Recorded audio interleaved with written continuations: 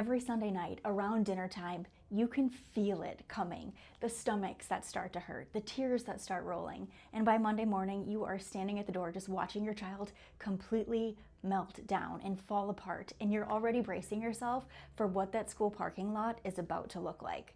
But here's what nobody's told you. This might have nothing to do with attitude and everything to do with a nerve that's running through your child's body that you've probably never even heard of. Maybe somebody told you that it's just anxiety. Maybe somebody told you to be firm and stop giving in, right? And maybe you've even started to wonder if your kid is being dramatic, but deep down, you know that there's something going on deeper than that. So let's talk about it. Mom to mom, because what you are watching might not be a behavior problem at all. It might be a nervous system that's stuck in crisis mode. So I want to be clear about who this is for. This is for parents whose kids genuinely cannot walk into that classroom, not the ones who simply don't feel like going. This is for the parents who are exhausted from hearing their child being called manipulative or attention-seeking or defiant, when you know that that's not what's actually happening. You've probably already tried reward charts, breathing exercises, the meetings with teachers and counselors, and you're still standing at that door every single morning bracing for the meltdown to happen. And here's the first thing that I want you to understand. School refusal and truancy are not the same thing. Even though they can look identical on paper, both of them involve a kid not being in class. But truancy is a kid choosing to skip, usually sneaking off without you knowing. School refusal looks completely different.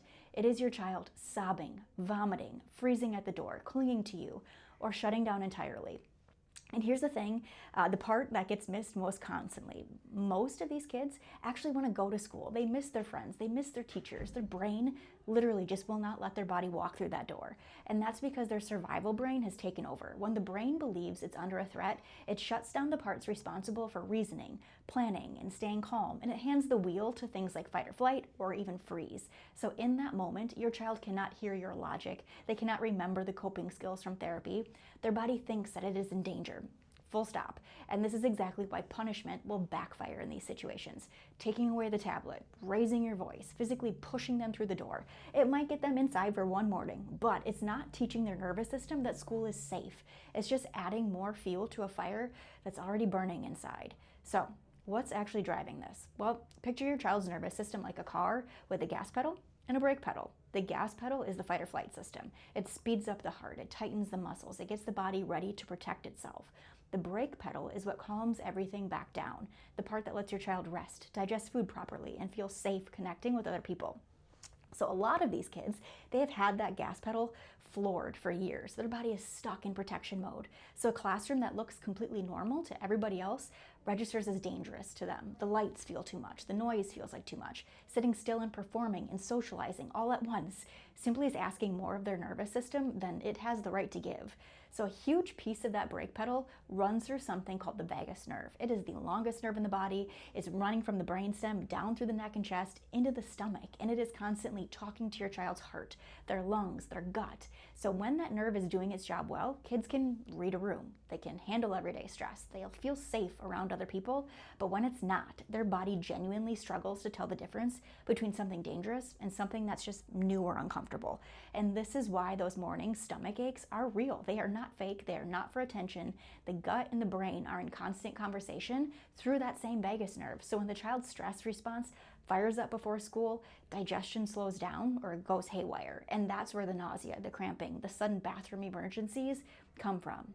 So how does a kid's nervous system end up this overloaded in the first place? We call it the perfect storm. It's almost never one big thing. It usually starts stacking up long before kindergarten.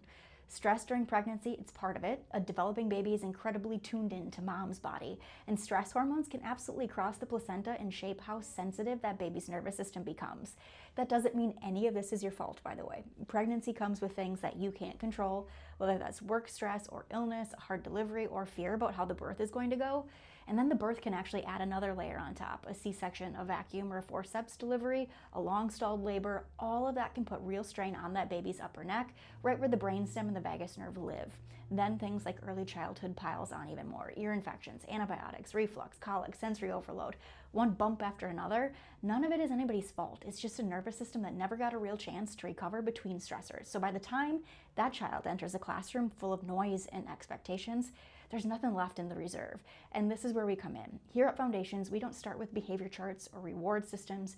We start by looking at what your child's nervous system is actually doing. We use scans that measure heart rate variability, muscle tension along the spine, and temperature patterns. And together, those show us where the nervous system is stuck and how deep that pattern runs. From there, we use gentle, specific adjustments that help take the foot off of that gas pedal and give the brake pedal room to work again. Families will usually tell us that sleep improves first, then digestion settles down, then slowly the meltdowns get shorter and the mornings get a little less explosive. So if this is your family, I need you to hear this. Your child is not broken. None of this is your fault. Their body has likely been stuck in survival mode, and survival mode can change once someone actually looks at what's driving it. So here's what I want you to do. Send us a message and let's get your child's nervous system checked. That's the next step.